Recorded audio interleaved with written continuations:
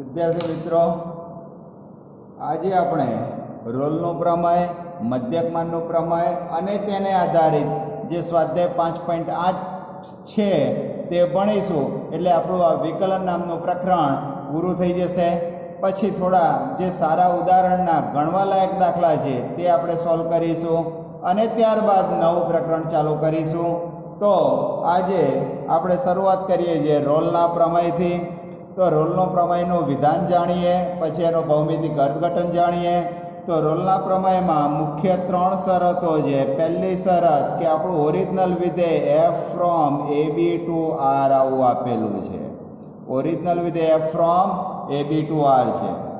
તો પહેલી શરત કે એફ એ સમવૃત્ત અંતરાલ એ ટુ બી પર સતત હોય. સમવૃત્ત અંતરાલ એ ટુ બી પર સતત હોય.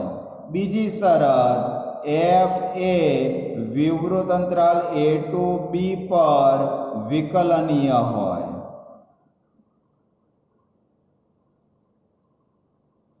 ત્રીજી શરત કે અંતરાલની શરૂઆતની અને છેડાની બંને કિંમતો વિધેયમાં મૂકવાની. એનો અર્થ કે એફ એ અને એફ બી ના મૂલ્યો શોધવાના. જો બંને સમાન હોય તો આ 3 શરતનું પાલન થાય તો રોલનો પ્રમેય લાગુ પાડી શકાય. અને તો રોલનો પ્રમેય લાગુ પાડીને કોઈક અજ્ઞાત સી શોધવાનો છે. એ સી હકીકતમાં એક્સનું મૂલ્ય જ છે. આપણે એને નામ સી આપીએ છીએ. તો એફ એ બરાબર એફ બી થાય તો કોઈક સી બિલોંગ્સ ટુ વિવૃત અંતરાલ એ ટુ બી. ખાસ યાદ રાખજો, સી ની કિંમત ક્યાં લેવાની છે? તો વિવૃત અંતરાલ એ ટુ બી માંથી જ લેવાની છે. મળે કે જેથી એફ ડેશ સી બરાબર 0 થાય.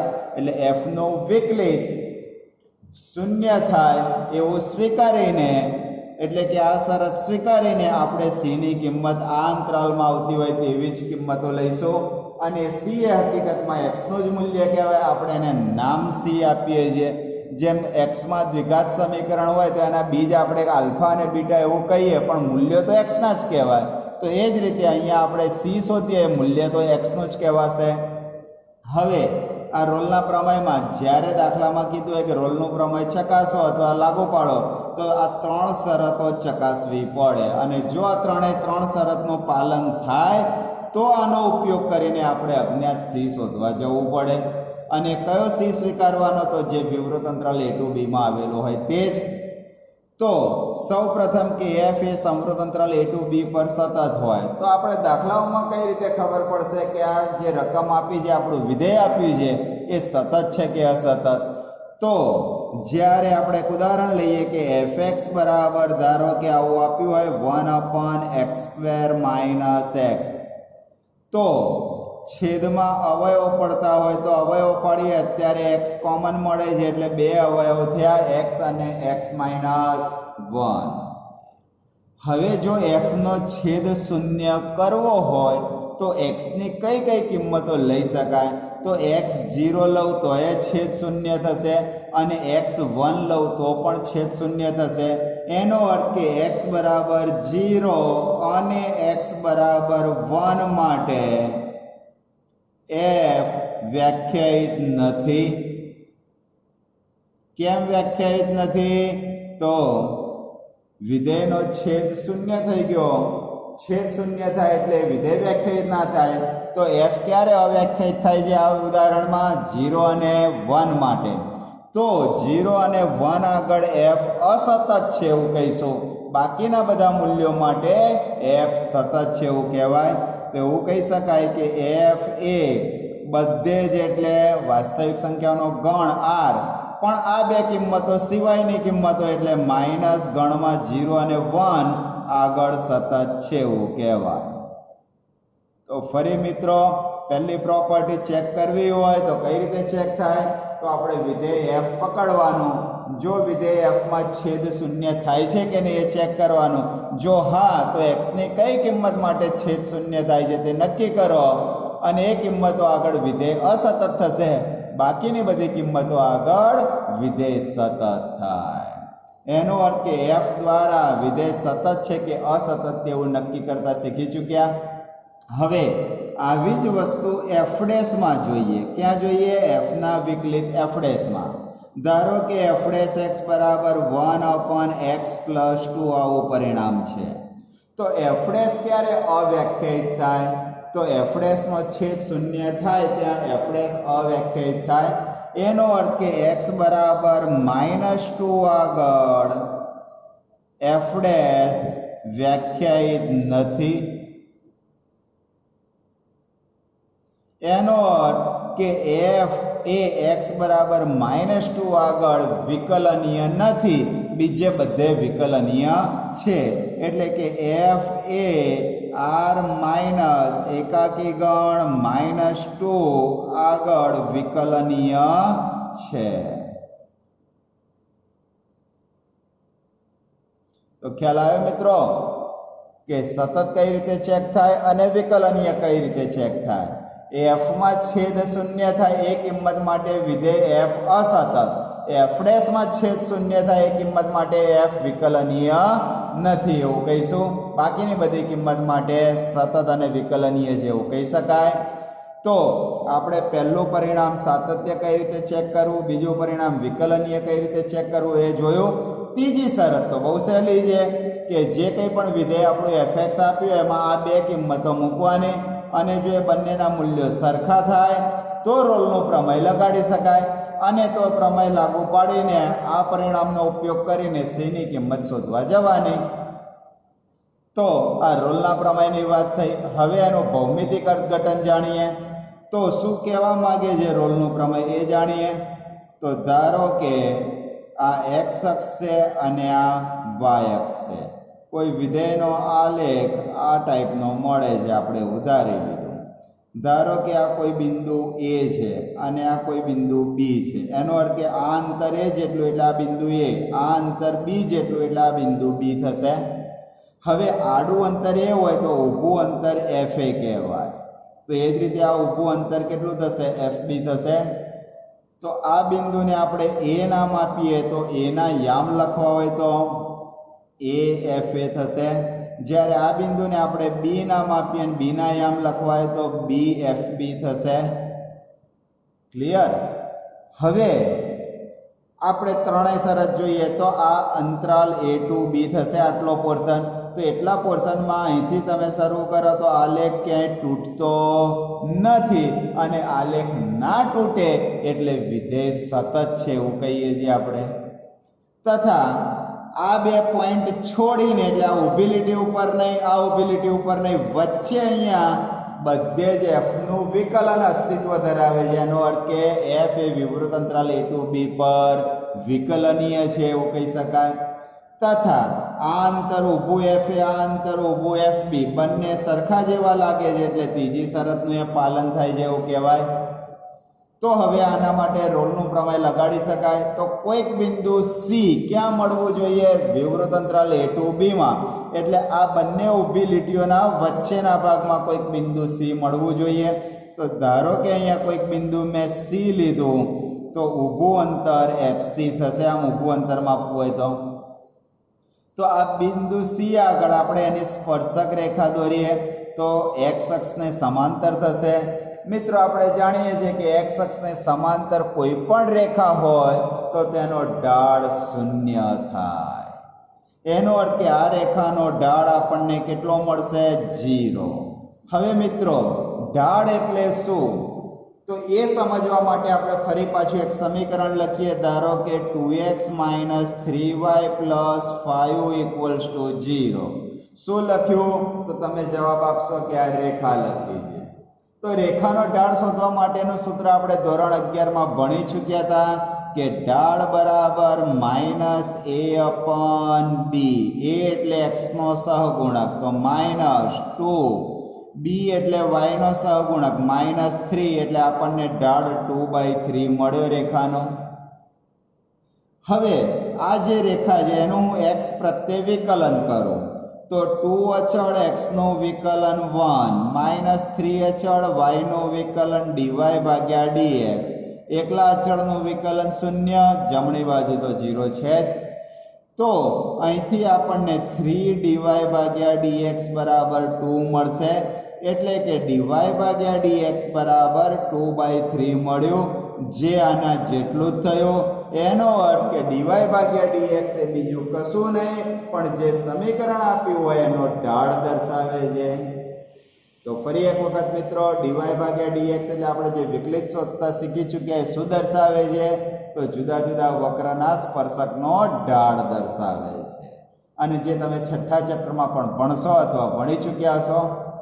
તો અહીંયા બિંદુ C આગળનો સ્પર્શક આવી x અક્ષને સમાંતર રેખા થાય માટે એનો ઢાળ કેટલો થશે? 0. હવે આપણે અહીંથી જોઈશું કે વિકલન એટલે ઢાળ. તો આ બિંદુ આગળનો વિકલિત એટલે f નું વિકલિત શું થશે? f' થશે. કયા બિંદુ આગળનું? C આગળનું. અને વિકલિત એટલે આ સ્પર્શકનો ઢાળ જ થયો. અને સ્પર્શકનો ઢાળ તો કેટલો છે? આપણે પહેલા નક્કી કરી ચૂક્યા 0, એટલે કે f' c બરાબર 0 થાય. તો આ સ્પર્શકના ઢાળ પરથી આપણી આ શરત મળી છે. તો આ રોલના પ્રમેય ભણ્યા અને તેનું ભૌમિતિક અર્થઘટન જાણ્યા. હવે આ જ રીતે મધ્યકમાન પ્રમેય વિશે માહિતી મેળવીએ. તો મધ્યકમાન પ્રમેય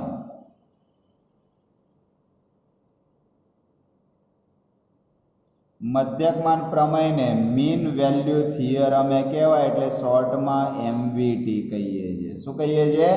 મીન વેલ્યુ થિયરમ. હવે રોલનું પ્રમેય અને મધ્યકમાન પ્રમેયમાં શું ફરક છે? પહેલા એનો તફાવત જોઈએ. તો રોલના પ્રમેયમાં 3 શરતો હતી. મધ્યકમાન પ્રમેયમાં ફક્ત રોલના પ્રમેયની પહેલી 2 શરતો જ આવશે. રોલના પ્રમેયની ત્રીજી જે શરત છે મધ્યકમાન પ્રમેયમાં આવશે નહીં. એનો અર્થ એવું કહેવાય કે પહેલી શરત કે f એ સમવૃત્ત અંતરાલ a to b પર સતત હોય. બીજી શરત આવશે f એ વિવૃત અંતરાલ a to b પર વિકલનીય હોય.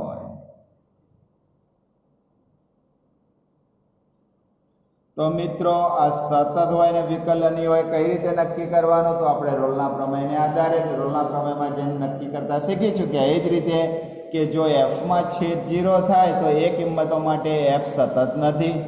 f' માં છેદ 0 થાય તો એ બધી કિંમતો માટે f વિકલનીય નથી.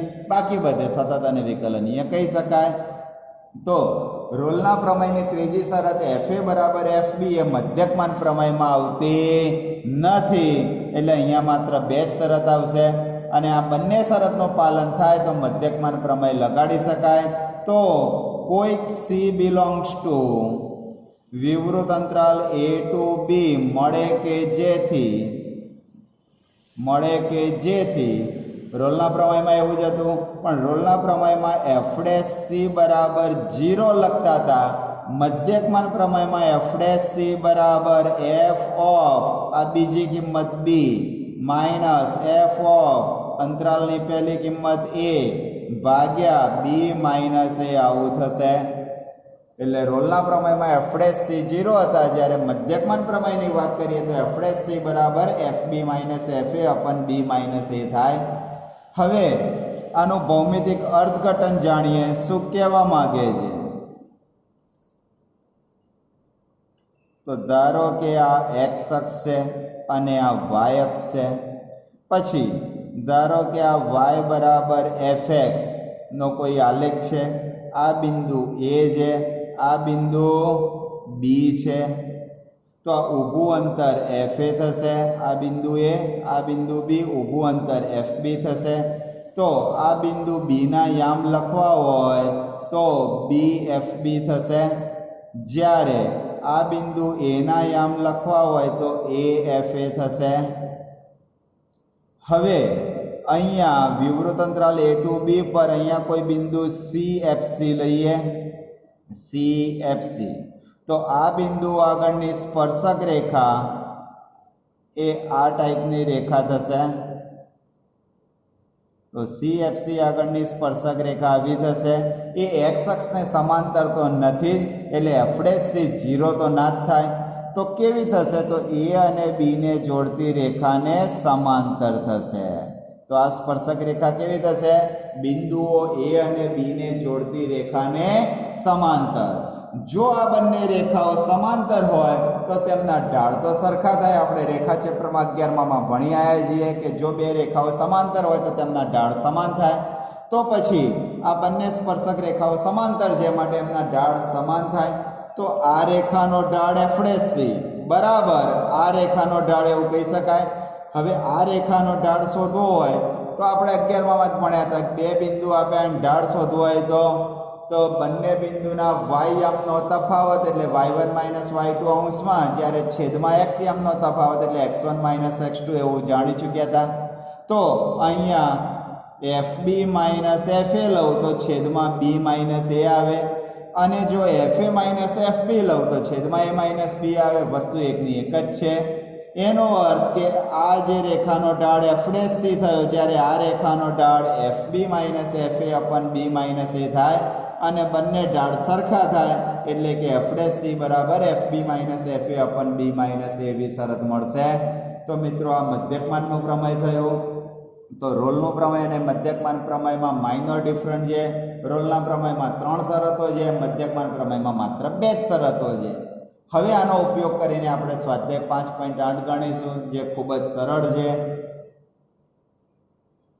તો સ્વાધ્યાય 5.8માં દાખલા નંબર પહેલો લખ્યો છે fx = x² + 2x - 8 x belongs to સમૃદ્ધ અંતરાલ -4 થી 2 માટે રોલનો પ્રમેય ચકાસો. એટલે રોલનો પ્રમેય આપણે ચકાસવો છે આના માટે. તો સૌપ્રથમ આપણે f' શોધીશું. તો f' બરાબર 2x + 2 થશે.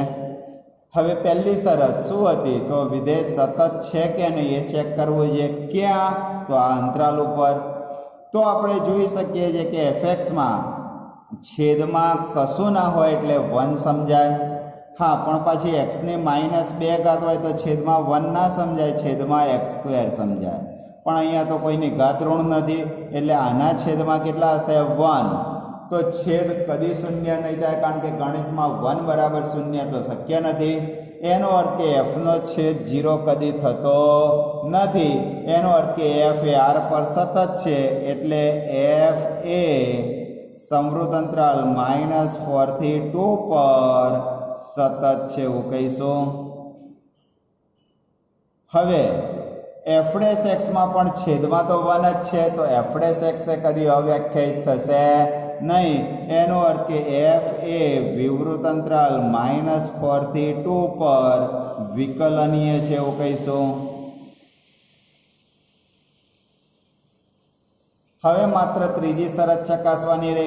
કઈ મૂલ્યો શોધવા પડશે? f-4 અને f2. તો f(-4) ની કિંમત શોધવી હોય તો અહીંયા fx જે આપ્યું છે એમાં x ની જગ્યાએ -4 લેવા પડે. તો -4 નો વર્ગ પ્લસ 2 × -4 -8 એટલે કે -4 નો વર્ગ 16 -8 બરાબર 0. f2 શોધવા હોય તો fx માં x ની જગ્યાએ 2 લેવાના. 2 નો વર્ગ વત્તા 2 × 2 -8 એટલે કે 4 + 4 -8 બરાબર 0. તો આ બંને કિંમત સરખી એટલે કે f(-4) બરાબર f(2) થશે. તો રોલના પ્રમેયની ત્રણેય શરતોનું સમાધાન થાય છે. એનો અર્થ કે રોલનું પ્રમેય લગાડી શકાય. રોલનું પ્રમેય લગાડી શકાય. તો કોઈક c belongs to વિવૃત અંતરાલ -4 થી 2 મળે કે જેથી f' બરાબર 0. તો આપણે f' આ શોધેલો છે તો x ની જગ્યાએ c લઈશું. એનો અર્થ કે 2c + 2 બરાબર 0 થશે. એનો અર્થ કે આપણને c ની કિંમત -1 મળશે અને એ -1 આ વિવૃત અંતરાલ -4 થી 2 નો સભ્ય છે જ. એનો અર્થ કે રોલના પ્રમેય દ્વારા આપણે c ની કિંમત કેટલી મળી? -1. તો હકીકતમાં c ની કિંમત એ x ની જ કિંમત કહેવાય. તો આ રીતે રોલનું પ્રમેય તમે ચકાસી શકો છો. હવે એક દાખલો મધ્યકમાન પ્રમેયનો પહેલા જોઈએ. તો મધ્યકમાન પ્રમેયમાં પહેલા દાખલા નંબર 4 જોઈએ કે fx બરાબર x² - 4x - 3 where x belongs to a to b, એમાં a બરાબર 1 અને b બરાબર 4 એવું આપેલું છે. એનો અર્થ કે આપણો અંતરાલ બનશે સમૃદ્ધ અંતરાલ 1 to 4 આવો થશે. હવે f' તો આનું વિકલિત લખવું હોય તો 2x - 4 થશે. f માં છેદમાં 1 છે, એનો અર્થ કે f r પર સતત છે એટલે અંતરાલ ઉપર સતત થશે. તો f એ સમૃદ્ધ અંતરાલ 1 to 4 પર સતત છે. f' માં છેદમાં 1 છે એટલે f એ વિવૃત અંતરાલ 1 to 4 પર વિકલનીય છે. હવે મિત્રો આ મધ્યકમાન પ્રમેયનો દાખલો છે એટલે એમાં રોલના પ્રમેયવાળી ત્રીજી શરત તો ચેક કરવાની હોતી નથી, માત્ર બે જ શરત. તો કોઈક c બિલોંગ્સ ટુ વિવૃત અંતરાલ 1 to 4 મળે કે જેથી f' c બરાબર f b તરીકે 4 માઇનસ f a તરીકે 1 છેદમાં 4 માઇનસ 1. f' c એટલે 2c - 4 થશે. f4 ની કિંમત લખવી હોય તો અહીંયા 4 નો વર્ગ 16 માઇનસ x ની જગ્યાએ 4 મૂકું તો 16 માઇનસ 3 માઇનસ હવે f1 લખવા હોય તો x ની જગ્યાએ 1 એટલે 1 માઇનસ 4 માઇનસ 3 છેદમાં તો 3 થશે. તો આનું સાદું રૂપ આપવું હોય તો -3 માઇનસ માઇનસ +6 ભાગ્યા 3 એટલે કે 3/3 બરાબર 1 મળશે. આ 4 ને જમણી બાજુ લઈ જાઉં તો 2c બરાબર 1 + 4 એટલે 5 માટે c બરાબર 5/2 મળશે. 5/2 એટલે 2.5 જે આ અંતરાલમાં તો આવી જ જશે. તો આપણે આમ મિત્રો મધ્યકમાન પ્રમેયનો ઉપયોગ કરીને c નું મૂલ્ય શોધ્યું. તો ખૂબ જ સરળ છે રોલનું મધ્યકમાનનો પ્રમેય ચકાસવું એટલે એક્સરસાઇઝ 5.8 સ્વાધ્યાય 5.8 ખૂબ સહેલું છે. હવે દાખલા નંબર 2 માં રોલનું પ્રમેય ચકાસવાનું છે અને જો લાગુ પડે તો c શોધવાનો છે. એમાં પહેલું પરિણામ આપ્યું છે fx બરાબર મહત્તમ પૂર્ણાંક x જ્યાં x બિલોંગ્સ ટુ સમૃદ્ધ અંતરાલ 5 to 9. તો મિત્રો આપણે જ્યારે વિકલનમાં વિકલનીય છે કે નહીં એવું ચેક કરતા હતા, સતત છે કે નહીં એવું ચેક કરતા હતા, ત્યારે જોઈ ચૂક્યા હતા કે મહત્તમ પૂર્ણાંક વિધેય એ દરેક પૂર્ણાંકો આગળ એટલે કે z પર અસતત થાય. તો અહીં લખીશું કે f એ z પર અસતત છે એવું લખો, અથવા આ અંતરાલમાં જેટલી કિંમતો પૂર્ણાંક હોય એટલી કિંમતો માટે વિધેય f અસતત છે એવું કહેવાય.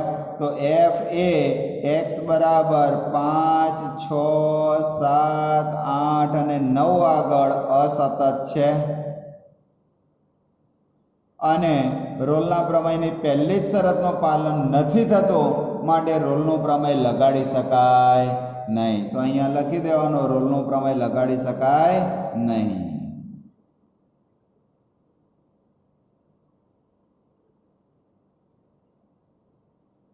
હવે બીજો દાખલો, તો એમાં મહત્તમ પૂર્ણાંક જ આપ્યું છે તો એમાં આના જેમ જ વિધાન તમે કરી શકો. ત્યારબાદ ત્રીજો દાખલો કે fx બરાબર x² - 1 x બિલોંગ્સ ટુ સમૃદ્ધ અંતરાલ 1 to 2. તો આનું વિકલિત શોધશો તો 2x મળશે.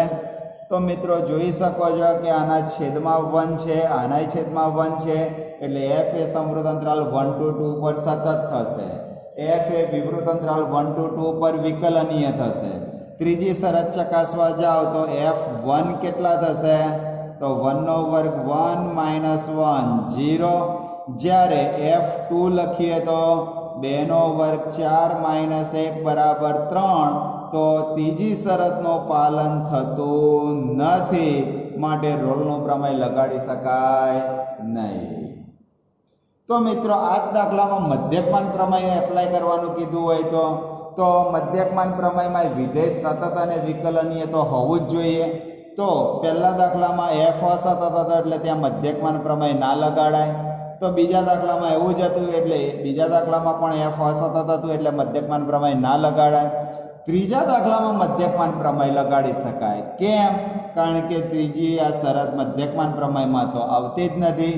પહેલી બે શરતનું તો પાલન થઈ જાય છે. તો પછી અહીંયા ત્રીજા દાખલા માટે મધ્યકમાન પ્રમેય MVT એપ્લાય કરી શકાય. આ શરત કાઢી નાખવાની. અહીંયા લખવાનું f એ સમવૃત્ત અંતરાલ 1 to 2 પર સતત છે, f એ વિવૃત્ત અંતરાલ 1 to 2 પર વિકલનીય છે. આ ત્રીજી શરત લખવાની નહીં. પછી કોઈક c બિલોંગ્સ ટુ વિવૃત્ત અંતરાલ 1 to 2 મળે કે જેથી શું હતું સૂત્ર? f' c બરાબર f2 માઇનસ f1 અપન 2 માઇનસ 1 આવું થશે. f' c એટલે 2c, f2 એટલે 3, f1 એટલે 0 છેદમાં 1 તો બરાબર 3. એનો અર્થ કે આપણને c નું મૂલ્ય 3/2 એટલે 1.5 એ વિવૃત્ત અંતરાલ 1 to 2 માં આવે. તો આ જે બીજા દાખલામાં ત્રીજો વિકલ્પ હતો, ત્રીજો દાખલો હતો, એમાં રોલનું પ્રમેય નતો લાગુ પાડી શકાતો, પરંતુ મધ્યકમાન પ્રમેય લાગુ પાડી શકાય અને એના આધારે આપણે જવાબ 3/2 લાયા. તો આપણને છઠ્ઠા દાખલામાં એવું જ કીધું હતું કે દાખલા નંબર 2 માં જે 3 દાખલા આપ્યા છે એમાં મધ્યકમાન પ્રમેય વિશે શું કહી શકાય, તો આપણે એનો પણ જવાબ આપી ચૂક્યા. એટલે દાખલા નંબર 6 પૂરો થઈ ગયો. હવે દાખલા નંબર 5 એ ચોથા જેવો જ હતો. તો ચોથામાં મધ્યકમાન પ્રમેય એપ્લાય કર્યો તો પાંચમામાં તમને ફાવે એવો જ છે. તો હવે વચ્ચે દાખલા નંબર 3 બાકી રહ્યો છે. તો f is a function from close interval -5 to 5 થી r પરનું વિધેય છે. સાબિત કરવું છે આપણે f of -5 is not equals to f5, જ્યાં f' શૂન્ય નથી એવું કહી દીધું છે. તો મિત્રો અહીંયા વિધેય સતત છે એવું આપી દીધેલું છે. એટલે કે f એ સમવૃત્ત અંતરાલ -5 to +5 પર સતત છે. પછી f એ વિવૃત્ત અંતરાલ -5 to +5 પર વિકલનીય છે. ખરેખર શું આપી દઉં કે વિધેય એ વિકલનીય છે. તો આપણે સતત કયા આધારે નક્કી કર્યું? તો આપણે વિકલનમાં શરૂઆતમાં જઈ ચૂક્યા હતા કે જે વિધેયો વિકલનીય હોય તે હંમેશા સતત તો હોય જ, પણ એનું પ્રતીપ સાચું નહોતું. સતત હોય તો વિકલનીય હોય જ એવું ના કહી શકાય. તો અહીંયા વિકલનીય છે એવું રકમમાં આપેલું છે એટલે આપણે સતત છે એવું તો સ્વીકારી જ શકીએ. એના આધારે આપણે આ સતત અને વિકલનીય લખ્યું. તો મધ્યકમાન પ્રમેય હવે એપ્લાય કરીએ. કેમ? કારણ કે f of -5 શોધી શકવાના નથી, f5 શોધી શકવાના નથી, એટલે આપણા માટે રોલના પ્રમેયની ત્રીજી શરત તો ચકાસી શકવાના નથી. તો બાકી રહ્યો મધ્યકમાન પ્રમેય જ. હવે તો મધ્યકમાન પ્રમેય પરથી શું લખાશે? fb એટલે 5 માઇનસ f એટલે -5 છેદમાં 5 માઇનસ ઓફ -5 બરાબર f'(c). પરંતુ f'(c) શૂન્ય નથી એટલે which is not equals to 0. તો આ 10 થશે આનું સાદુરૂપ. અંશમાં f5 માઇનસ f of -5 છેદમાં 10 ને સામે મોકલો તો f5 minus f of -5 is not equals to 0. આ પદને પેલી બાજુ લઈ જાઓ તો f of 5 is not equals to f of -5, જે આપણે સાબિત કરવાનું હતું. તો મિત્રો આપણે સ્વાધ્યાય 5.8 પૂરું કર્યું. પ્રકીર્ણ સ્વાધ્યાય તો ઓલરેડી પૂરું કરેલું જ છે. કદાચ એમાં 2-4 દાખલા બાકી હોય તો છેલ્લા લેક્ચરમાં લઈ લઈશું, પણ આપણે પૂર્ણ કરી જ ચૂક્યા હતા, જોઈ લીધું હવે મેં.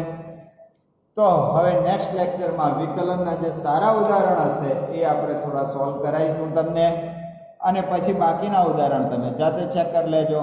એમાં કોઈ ડાઉટ હોય તો કહેજો.